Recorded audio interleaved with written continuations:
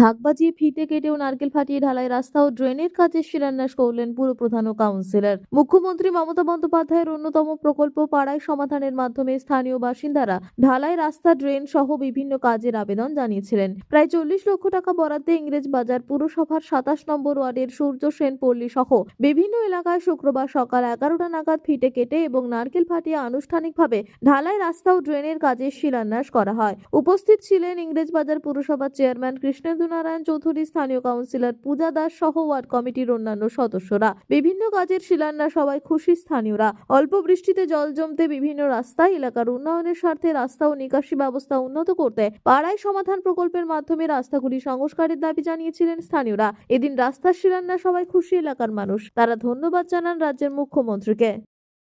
মমতা বন্দ্যোপাধ্যায়ের যে স্বপ্নের প্রকল্প আছে আমাদের পাড়া আমাদের সমাধান, সেই প্রকল্প অনুযায়ী আজকে আমাদের 27 নম্বর ওয়ার্ডে 110 নম্বর বুথে সূর্যসেন পল্লীতে প্রতি বুথ প্রতি যে 10 লক্ষ টাকা স্যাংশন করা হয়েছে, সেই সূর্যসেন পল্লীতে 10 লক্ষ টাকাতে যে ড্রেন এবং রাস্তা আছে তার শিলান্যাস করা হলো। সেই তদানুরূপ আমাদের যে অন্যান্য পাড়াগুলো আছে বা অন্যান্য বুথ আছে বাকি 3টে, সেখানে 10 লক্ষ টাকা আমাদের ওপেনিংয়ের জন্য টাকা দেওয়া হয়েছে।